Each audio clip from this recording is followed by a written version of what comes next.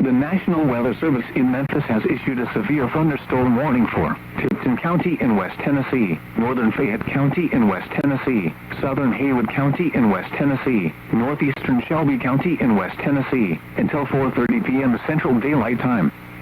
At 3:51 p.m. Central Daylight Time, a severe thunderstorm was located over Millington, moving east at 50 miles per hour. Hazard, 60 miles per hour wind gusts and quarter-size hail. Source, radar indicated. Impact, hail damage to vehicles is expected.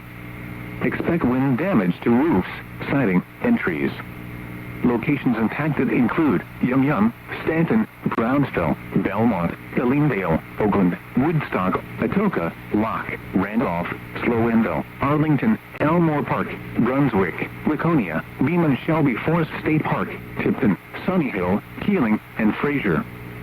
For your protection, move to an interior room on the lowest floor of a building. A tornado watch remains in effect until 8 p.m. Central Daylight Time for eastern Arkansas and West Tennessee. Repeating, a severe thunderstorm warning has been issued until 4:30 p.m. Central Daylight Time for the following counties in Tennessee: Fayette, Haywood, Shelby, and Tipton.